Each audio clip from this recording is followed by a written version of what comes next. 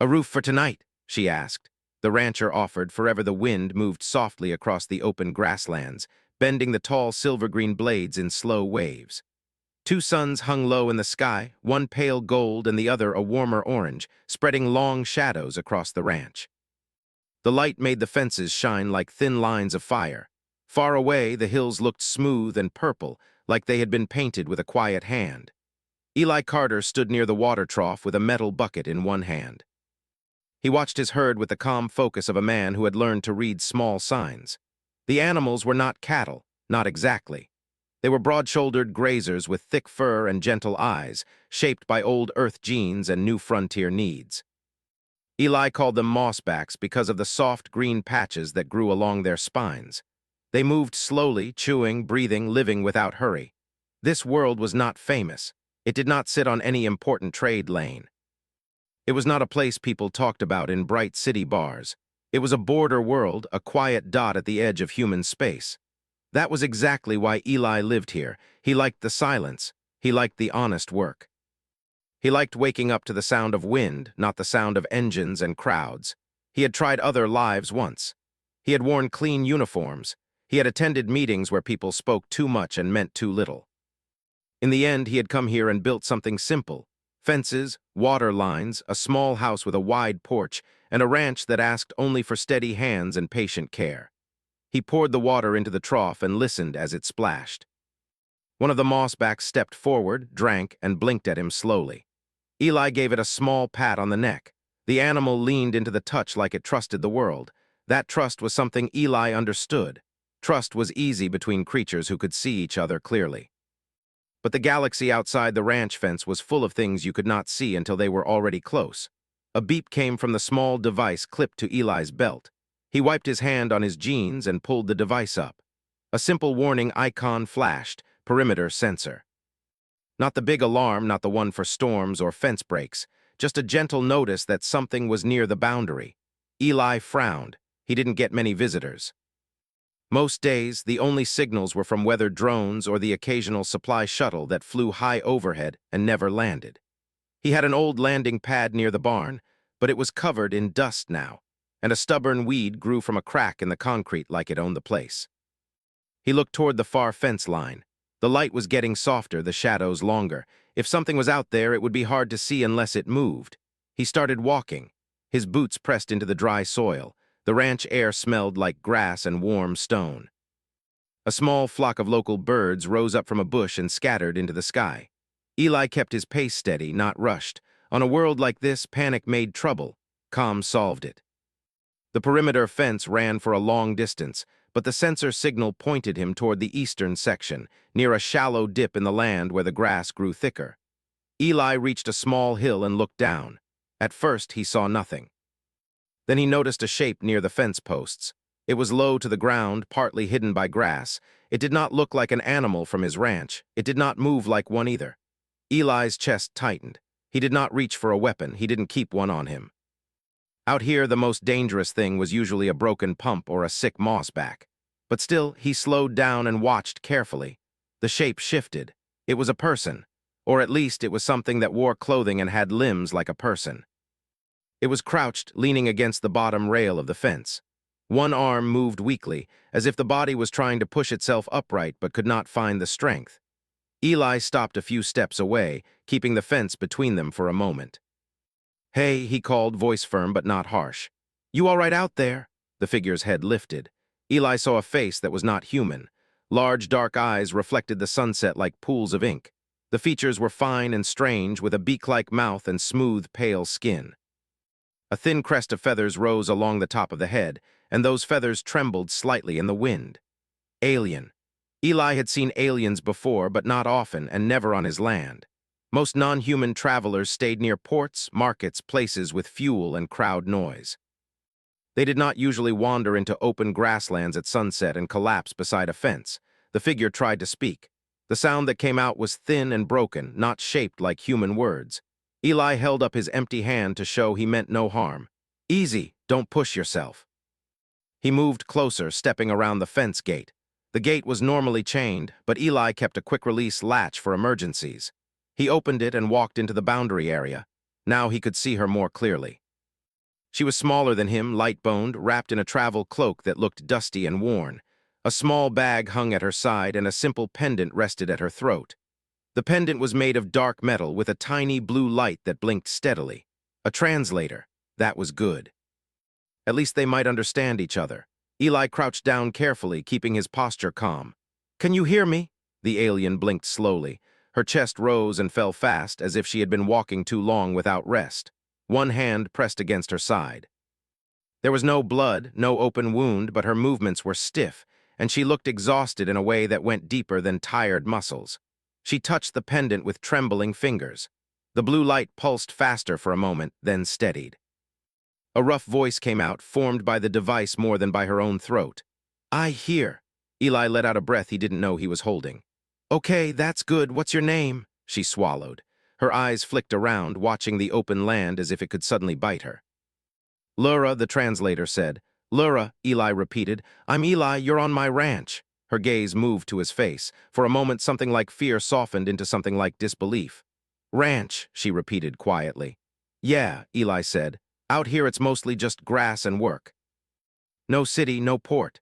Lura's shoulders sagged a little as if those words meant safety. Or maybe it meant the opposite. Eli couldn't tell. He glanced toward the sky, no ships overhead, no lights.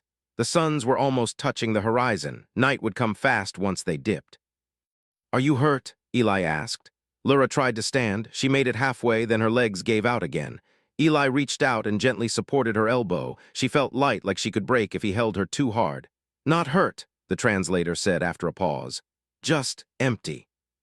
"Empty?" Eli asked. She placed a hand on her stomach area, then on her chest. "No food, no rest, long travel."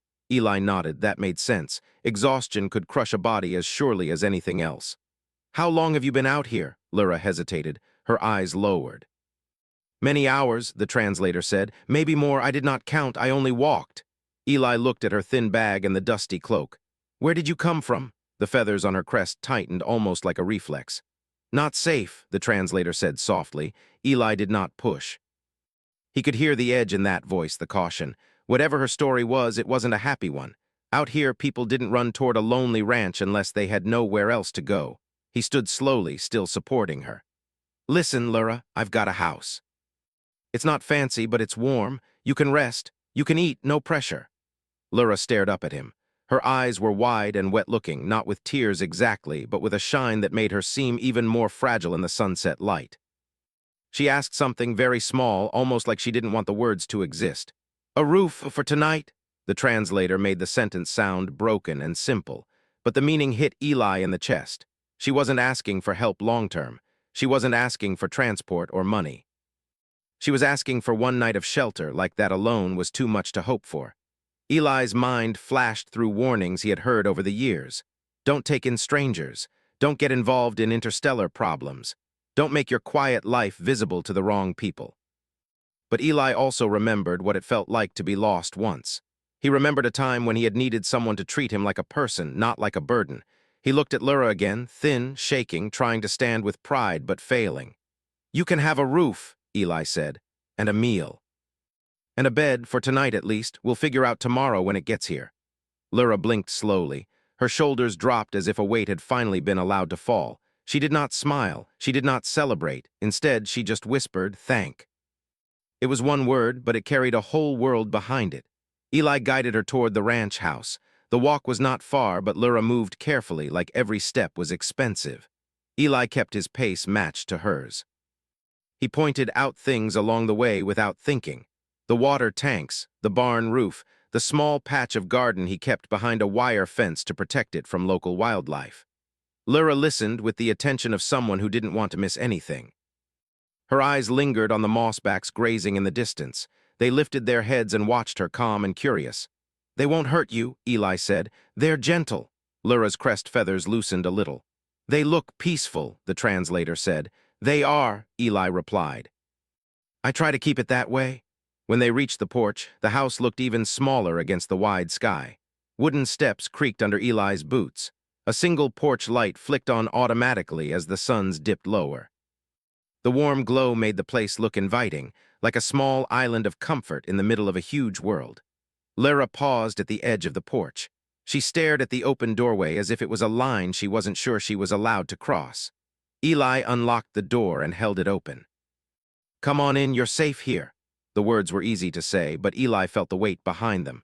Saying someone was safe was a promise. Promises mattered. Lyra took a step forward, then another. Her hand brushed the doorframe as if she wanted to feel the reality of it. The inside of the house smelled like wood, coffee, and old paper. A small heater hummed quietly. Simple furniture sat in clean order. A couch, a table, a shelf of books Eli rarely talked about. Lyra stood still in the entryway, breathing shallowly. Her eyes moved across the room, taking in the details like she was mapping a new universe. She looked at the kitchen, at the sink, at the plain human plates stacked neatly. "It's quiet," the translator said. "Usually is," Eli answered. He set his bucket down and pointed toward a chair. "Sit, please." Lyra lowered herself carefully into the chair. She held her bag close, arms wrapped around it like it was the last thing she owned. Eli could see her fingers shaking. Whether from cold, hunger, or stress, he didn't know. He went to the kitchen and poured a glass of water. He placed it in front of her without rushing. Lyra stared at the water as if it might be a trick. Slowly, she lifted the glass with both hands and sipped. When she swallowed, her eyes closed for a brief second, like her body was remembering what relief felt like. Eli turned on a small stove burner and pulled out a pot. "I've got soup," he said. "Nothing special, but it's warm." Lyra watched him. "Why?" the translator asked. Eli paused. The question was so direct that it caught him. He looked over his shoulder at her. "Why what?" "Why give?" the translator said. "I am stranger." Eli leaned against the counter for a moment. He could give a lot of answers. He could say it was the human thing to do. He could say it was because he had enough. He could say it was because no one should be left outside at night. But the honest answer was simpler. "Because you asked," Eli said quietly, "and because you look like you needed someone to say yes." Lyra's eyes softened.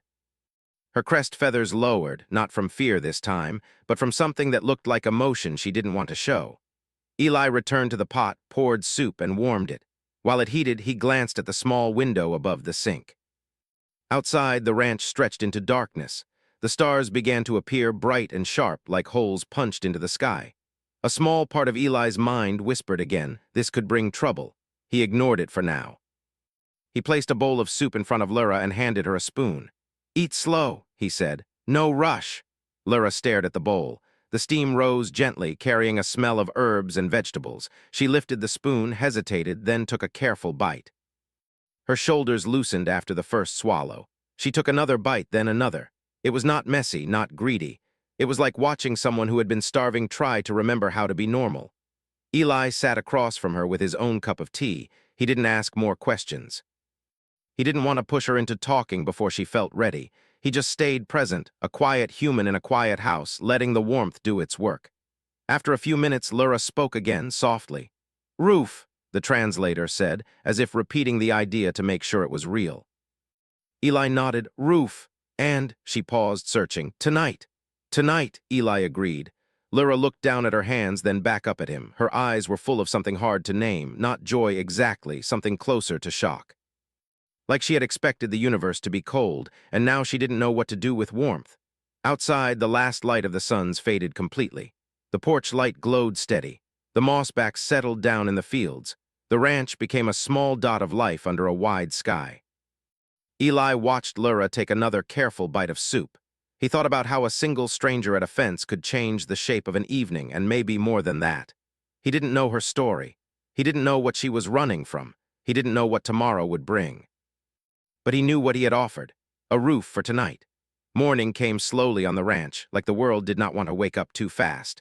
The stars faded one by one, and the sky turned from deep blue to soft gray, then to pale gold as the twin suns climbed over the hills. Light spilled across the grass and touched the house, the barn, and the quiet fields where the mossbacks rested in loose groups. Inside the house, Eli was already awake. He moved through the kitchen with gentle steps, trying not to make noise. The floorboards creaked anyway, but he didn't mind. He filled a small pot with water and set it on the stove. The soft hum of the heater mixed with the sound of the burner clicking on. Lyra was sleeping on the couch. Eli had given her a blanket and a pillow from the small guest room he rarely used.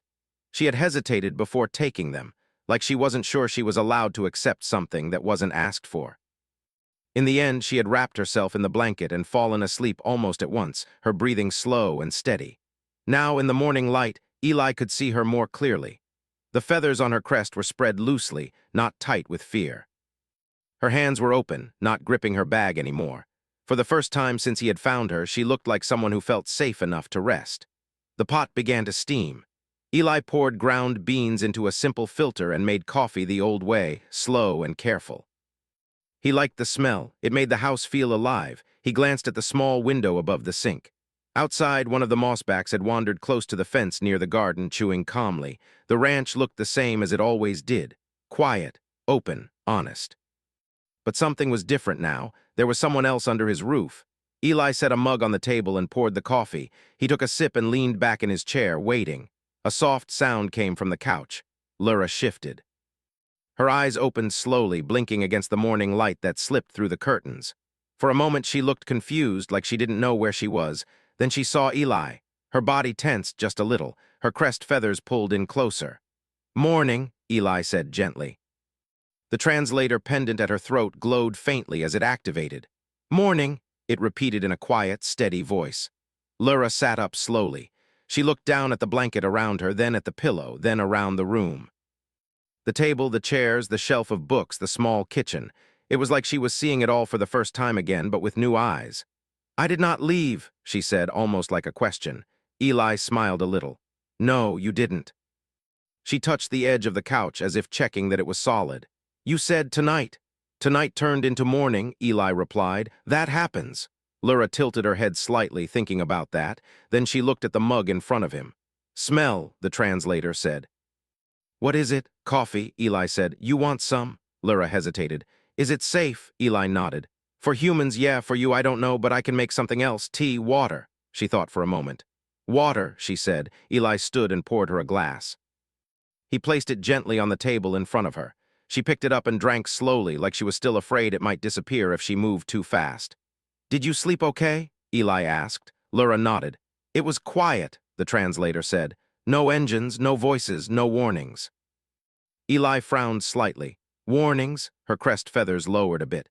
"Travel ships have alerts," she said. "Stations have signals, always something telling you where not to go."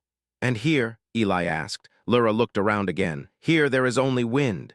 Eli took that in. He liked that she noticed things like that. He moved back to the stove and pulled out a small pan. "I'm making breakfast," he said. "Just simple bread and eggs." "Eggs," Lura repeated. "Small round things that come from birds," Eli said. She looked thoughtful. "We have something similar," she said, "but we do not eat them, we protect them." Eli paused, pan in hand. "Oh," Lura quickly added, "but I can eat human food. My kind can eat many things."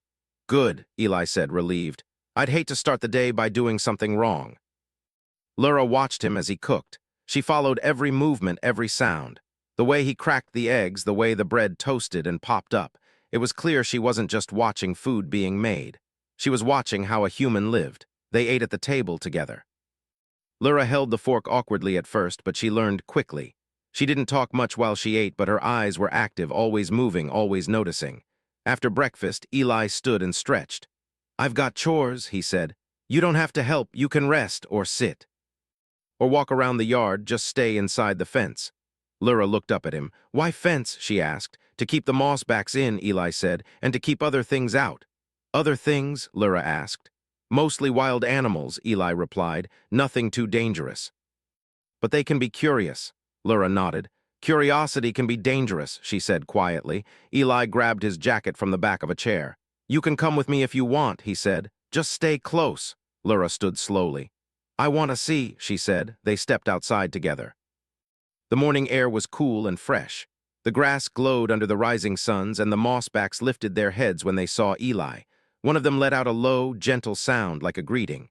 Lura stopped walking. She stared at the animals, her eyes wide. "They are big," she said. "They look bigger than they are," Eli replied. "They're calm." One mossback stepped closer, slow and careful. It lowered its head and sniffed the air near Lura. Lura froze. Eli held up a hand. "It's okay," he said. "Just don't move fast." The mossback snorted softly and went back to chewing grass. Lura let out a breath she had been holding. "It did not try to claim me," she said. "Claim you?" Eli asked. "In some worlds," she said, "large creatures see small ones as resources." Eli frowned. That's not how we do things here. Lyra looked at him. That is what you said last night, that humans do not see people as things. Eli shrugged. Some do, some don't. I try not to. They walked toward the barn. Eli showed her how he checked the water lines, how he counted the mossbacks to make sure none were missing. Lyra listened closely, sometimes asking simple questions. Why do you stay here alone? She asked at one point. Eli paused by a fence post. I like it, he said. It's honest, the land doesn't pretend to be something it's not. Lyra thought about that. My people live in fleets, she said. We move together, alone is strange to us. Sometimes alone is quiet, Eli said. Sometimes it's lonely, you learn the difference over time. Lyra looked out over the wide fields. This place is quiet, she said, but it does not feel empty. They finished the morning chores and returned to the house. Lyra sat on the porch steps, watching the sky. Eli went inside to clean the dishes. When he came back out, Lyra was holding her pendant. The blue light blinked faster than before. What's that mean? Eli asked. It is searching, she said, for signals. Eli's stomach tightened slightly. From who? Lyra hesitated. From anyone who might be looking for me. And are they? Eli asked. The pendant pulsed, then dimmed. Not now, she said. They sat in silence for a moment. Lyra, Eli said carefully, you don't have to tell me anything you don't want to, but if someone is chasing you, I should know. She nodded slowly. I am not being chased, she said, but I am being counted.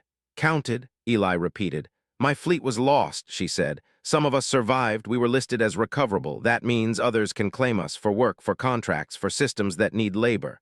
Eli clenched his jaw. That doesn't sound right. It is legal in many places, Lyra said softly. Legal doesn't always mean right, Eli replied. She looked at him, surprised. You can stay here today, Eli said, and tomorrow we'll think about what comes next, together. Lyra studied his face like she was trying to see if there was a hidden cost in his words. You do not ask for return, she said. No, Eli answered. I don't. Her crest feathers lowered again, slowly. On my world, she said, nothing is free. If someone gives, they take later. Eli looked out at the fields. Maybe this world is different. Lyra followed his gaze. The mossbacks grazed under the bright suns. The wind moved through the grass.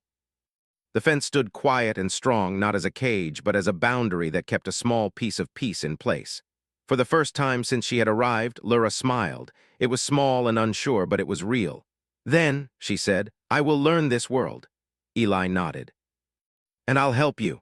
Above them, far beyond what the eye could see, ships moved through the dark between stars. Systems made rules, councils kept records, lists were updated.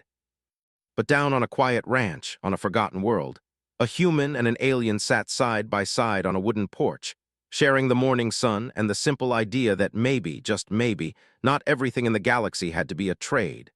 The day after the quiet morning did not feel as simple as the one before. The sky was clear and wide, the twin suns high and bright, but something in the air felt different. Eli noticed it first in the way the mossbacks kept lifting their heads, ears turning toward the open land beyond the fence. They were calm animals, slow to worry, but even they could feel when the world changed. Lyra stood on the porch with her hands wrapped around a warm cup of tea. She watched the horizon, her crest feathers slightly raised, like they were listening to something her ears could not hear. Do you feel that? Eli asked. Yes, the translator said. The space above us is not empty. Eli followed her gaze. The sky looked the same as it always did, blue and bright with thin clouds drifting slowly, but he trusted her instincts. She had traveled between stars, she knew how to read signs he could not. What is it? He asked. A signal, Lyra replied. Far away, not close. But moving. Eli set his cup down on the porch railing. Moving how? Toward this system, she said. They stood in silence for a moment. The wind moved through the grass. The ranch felt small again, like a quiet dot in a very large map. Eli did not panic. He had lived long enough to know that fear did not stop ships or change paths. He took a breath and looked at Lyra. Does that mean trouble? He asked. Lyra thought carefully. It means someone is looking, she said. Not just for me, for records, for survivors. For places where we might be. And you think they could find this place? Eli asked. Lyra nodded slowly. Eventually, the galaxy is very good at counting things. Eli scratched the back of his neck. Well, he said, I've never been good at hiding. I've just been good at being boring. Lyra tilted her head. Boring can be a kind of shield. They spent the rest of the morning working, but their eyes kept drifting to the sky. Eli fixed a loose fence post near the east field. Lyra followed him, handing him tools, watching closely how he used them. "You learn fast," Eli said. "I have had to," Lyra replied. "My people move often. We learn new systems, new rules, new ways to survive." "Sounds tiring," Eli said. "It is," she admitted. "That is why this place feels strange. It does not move." "Not unless the wind's real strong," Eli said. Lyra almost laughed, almost. Around midday, the sky changed. It was not dramatic. There was no thunder, no bright flash. Just a small, distant point of light that appeared high above the hills. If Eli had not been looking for it, he might have missed it entirely, but Lyra saw it at once. "That is them," she said softly. Eli shaded his eyes with his hand. "Looks like a star." "It is not," she replied. "It is a ship." The light grew slowly, steadily, not fast, not aggressive, just coming closer like it had all the time in the universe. Eli felt his chest tighten. He had known this moment would come. A quiet life at the edge of space did not mean invisible. It just meant forgotten until it was. "What do they want?" he asked. "Records," Lyra said. "Confirmation, they will ask questions." Eli nodded. "Then I guess we'll give them answers." The ship did not land right away. It circled once, high and slow, like it was taking a careful look at the land. Then it descended toward the old landing pad near the barn. The engines were quiet, controlled. The air hummed, but the grass did not flatten. The mossbacks stepped away, curious but not afraid. The ship touched down with a soft sound, like a heavy door closing gently. Eli and Lyra walked toward it together. The ship was sleek and silver, shaped like a long oval with smooth sides and no sharp edges. A door opened on its side and a ramp lowered slowly. A figure stepped out. The officer was tall and thin, wearing a dark uniform with simple markings on the chest and sleeves. The face was human, but the eyes were different, sharp, focused, like they were always measuring something. "Eli Carter," the officer said. The voice was clear, carried by a small device at the collar. "Registered resident of this property." "That's me," Eli replied. "I am Officer Hale," the figure said. "Galactic Recovery and Records Division." Lyra's crest feathers tightened. Eli noticed, but he did not step in front of her. He stood beside her instead. "What can I do for you?" Eli asked. Officer Hale's eyes moved to Lyra. They paused there for a moment, like a scanner locking onto a signal. "Confirming presence of a registered survivor," Hale said. "Designation Lyra of the Avian Trade Fleet, Vessel Group Theta-9." Lyra swallowed. "I am here," she said. "Status listed as recoverable," Hale continued. "Under interstellar labor and relocation accords, you are eligible for reassignment." Eli felt his jaw tighten. "Reassignment," he repeated. "That's a fancy word." "It is a legal one," Hale replied. Eli crossed his arms. "You want to come inside?" Hale blinked. "That is not necessary." "Sure it is," Eli said. "You've come a long way. We've got chairs. Coffee makes talking easier." Lyra looked at Eli, surprised. Hale hesitated, then nodded once. They walked back to the house together. Inside, the simple kitchen suddenly felt very small. Eli gestured to the table. Hale sat on one side. Lyra sat on another. Eli poured coffee for himself and offered it to Hale. "No, thank you," Hale said. "Suit yourself," Eli replied. Hale placed a small device on the table. It projected a soft blue light, forming lines and symbols in the air. "Lyra," Hale said, "your fleet was listed as lost. Survivors are required to be relocated to registered systems for processing and placement." "Placement where?" Lyra asked quietly. "Where labor is needed," Hale replied. "Agricultural worlds, mining colonies, trade hubs." Eli leaned forward. "Sounds like selling people," he said. Hale's eyes flicked to him. "It is not selling, it is allocation." "Different word," Eli said. "Same idea." Lyra looked down at her hands. "Do I have a choice?" she asked. Hale paused. "Undercurrent accords, no." Eli felt a heat rise in his chest. He took a slow breath, forcing it down. Anger would not help, talking might. "What if she stays here?" Eli asked. Hale turned to him fully. "This world is not registered as a relocation site. It's registered as my home," Eli said. "And I'm offering her a place." Hale shook their head. "One individual cannot override galactic policy." Eli smiled, but there was no humor in it. "You'd be surprised what one person can do." Hale stood. "I will file a review," they said. "Until then, Lyra is to remain available for transfer." Eli stood too. "She's available for dinner," he said. "You're welcome to stay for that too." Hale studied him for a long moment. Then they turned and walked back toward the ship. The door closed, the engines hummed.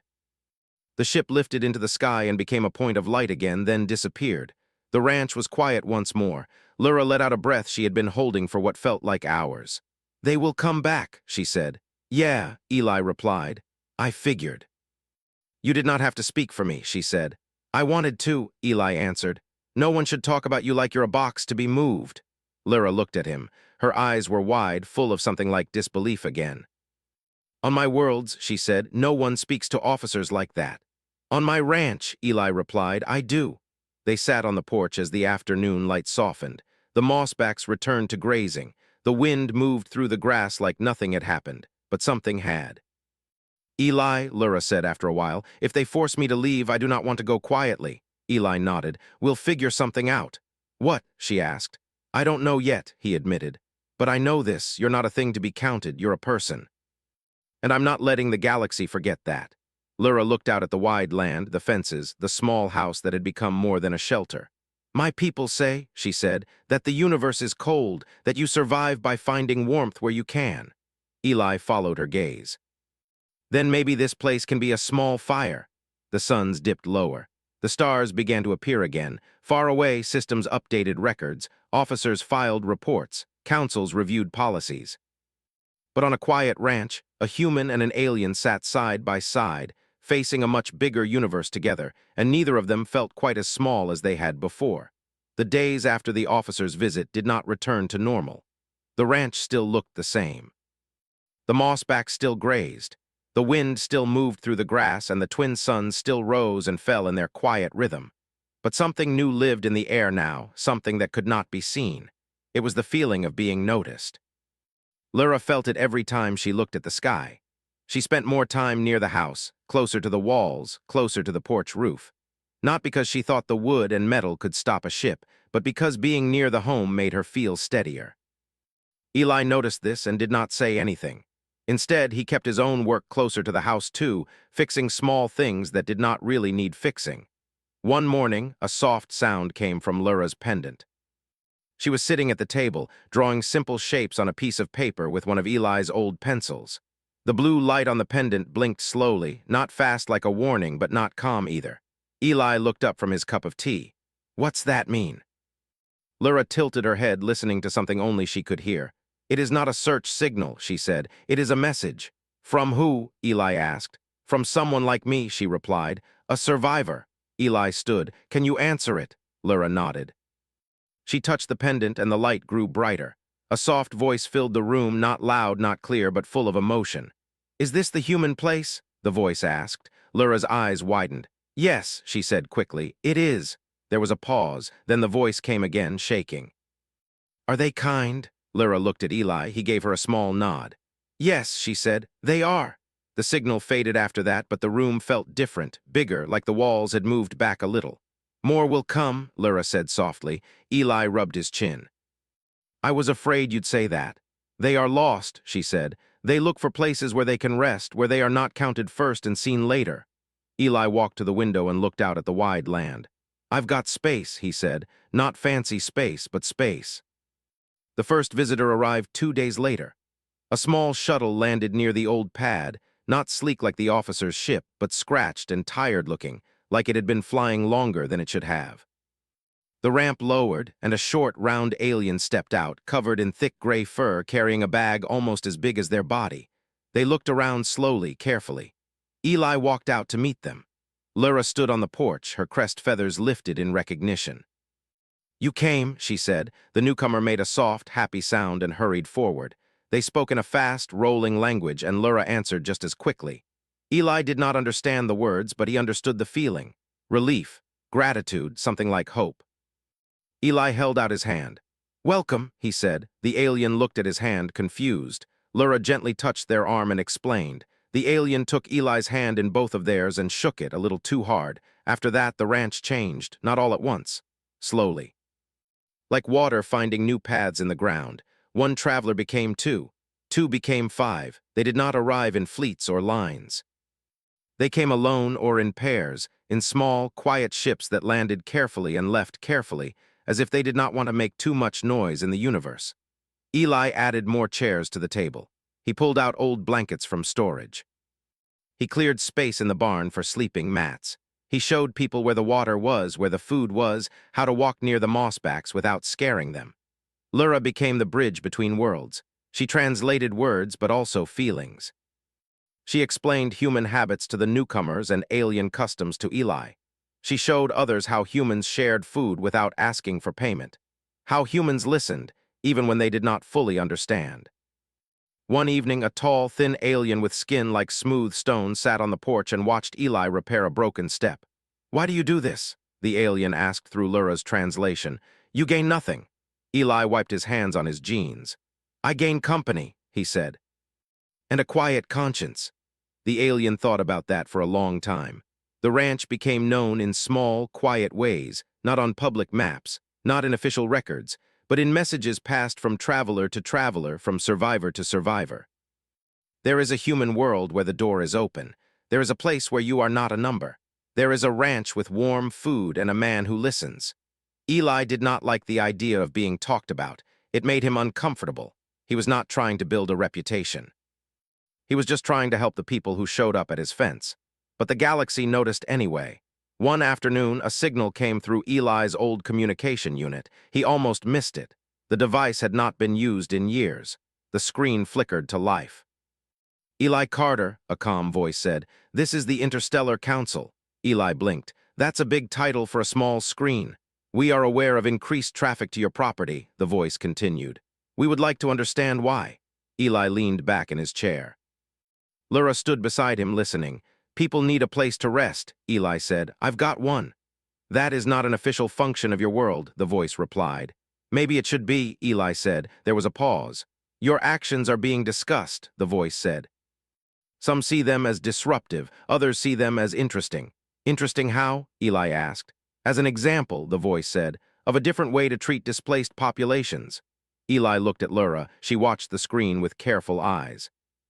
"I'm not trying to make an example," Eli said. "I'm just being human."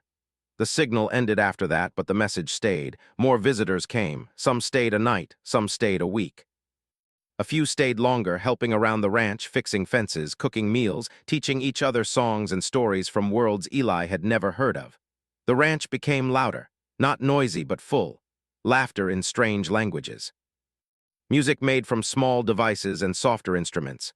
The smell of foods that did not exist on any human menu. Eli watched it all from his porch most evenings, a cup of tea in his hands, the stars above him. One night, Lura sat beside him. "Do you regret it?" she asked. "Regret what?" Eli said. "Opening your door," she replied. Eli thought about the quiet days before, the long evenings alone. The simple, empty silence. He looked at the yard now, where a group of travelers sat around a small light, talking and sharing food. "No," he said. "I don't," Lura nodded. "My people will remember this place," she said. "They will tell others." "Let them," Eli said. "I've got more chairs," but not everyone was happy. Another officer arrived, then another. They did not land at the same time. They came separately, asking questions, taking notes, watching. They did not try to take anyone away, not yet. But their presence was like a shadow at the edge of the light. One evening, Officer Hale returned. They stood at the fence this time, not walking in.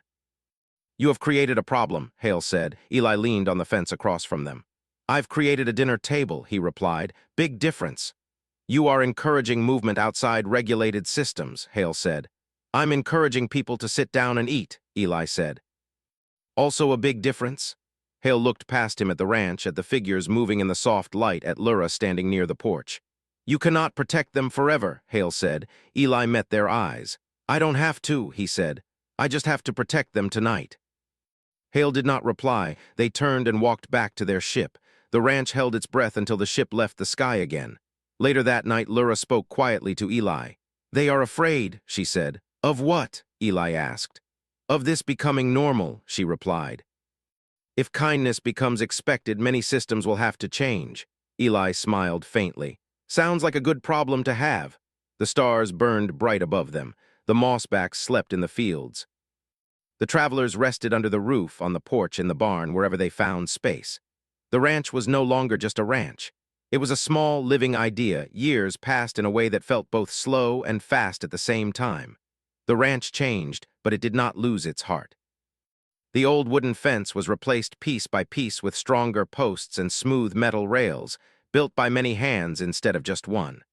The barn grew wider, with new rooms added to the side. The porch became longer, with more steps and more space for people to sit and watch the suns rise and fall.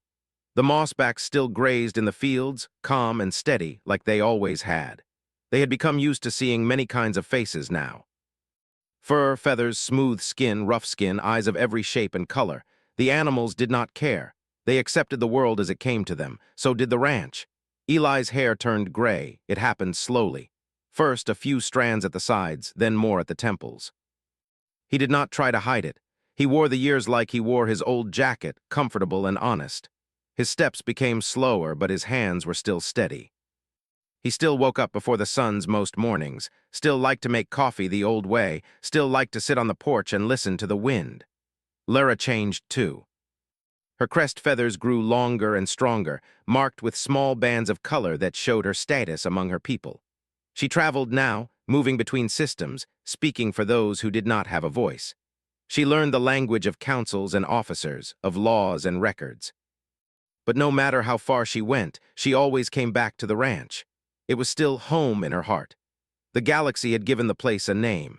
Not an official one, not written on any formal star map, but a name that spread through quiet channels and whispered messages.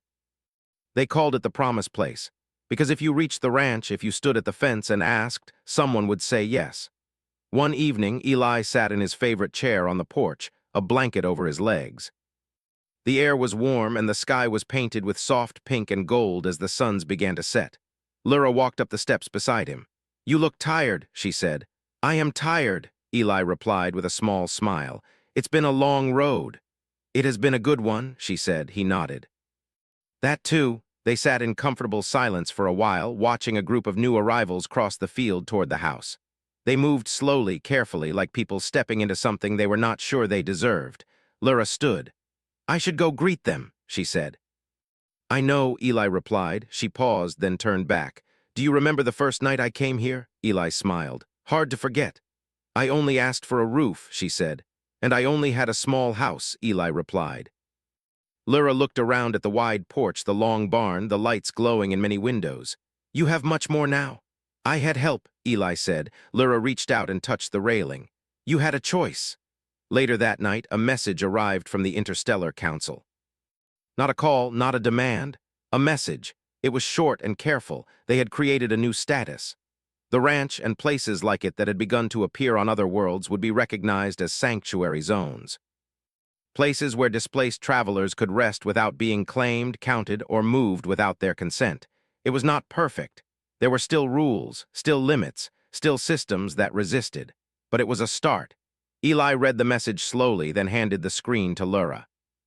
She read it twice. Then she sat down beside him, her crest feathers trembling. "They changed the law," she said softly. Eli leaned back in his chair. "Guess they finally got tired of watching one old man and a bunch of tired travelers make them look bad." Lyra laughed. It was a real laugh now, full and bright. The next morning, a small marker arrived. Not a big sign, not a tower, just a simple post placed near the fence with a symbol carved into it. The symbol meant rest. It meant shelter. It meant choice. Travelers began to recognize it. The ranch became a point of light in the galaxy's long, dark paths. Years later, Eli did not walk the fields much anymore. Others did that for him. He stayed on the porch, watching, listening, offering advice when asked. Lyra returned from a long journey one day, her travel cloak marked with the signs of many worlds. She found Eli where she always did. "Old human," she said gently. "Feathered troublemaker," he replied. They smiled at each other. "I spoke to the council today," Lyra said. "They asked me where the idea of sanctuary zones began." "And what did you tell them?" Eli asked. Lyra looked out at the fields, at the mossbacks, at the people moving between the barn and the house. "I told them it began with a fence and a tired traveler and a man who did not close his door." Eli nodded. "Sounds about right." The sky darkened as the sun set.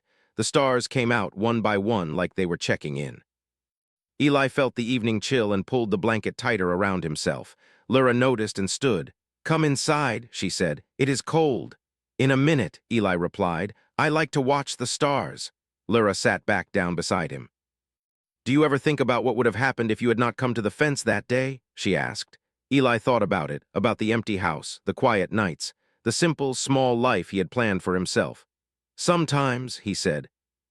"But then I look around and I think this life's bigger." Lyra nodded. "You changed many paths." "So did you," Eli said. "You just walked into mine first." The night grew deeper. The ranch lights glowed warm and steady. Somewhere in the barn, someone was playing a soft tune on a small stringed instrument. Voices drifted through the air, low and gentle. Eli closed his eyes for a moment. When he opened them again, Lyra was watching him. "Thank you," she said quietly. "For what?" Eli asked. "For giving me more than a roof," she replied. "You gave me a place in the universe." Eli smiled, slow and soft. "You already had one, you just hadn't found it yet." Time moved on, as it always did. One morning, Eli did not come out to the porch. Lyra found him in his chair inside, his hands folded, his face peaceful, like he was just resting. The ranch held its breath. There was no great ceremony, no loud announcement, just a quiet gathering. Travelers from many worlds stood together in the fields. Some brought small lights, some brought songs, some just stood and remembered. They placed a simple stone near the fence where Lyra had first stood years ago. It did not have a long message. Just a few words carved into it, he said yes. The ranch did not close after that. It did not fade, Lyra stayed. She took Eli's chair on the porch, she kept the coffee pot on the stove, she kept the door open. The mossbacks grazed, the wind moved through the grass, the suns rose and fell, travelers still came. And every time someone stood at the fence, tired and unsure, Lyra would walk out to meet them. "What do you need?" she would ask. Most of the time, the answer was the same. "A roof for tonight."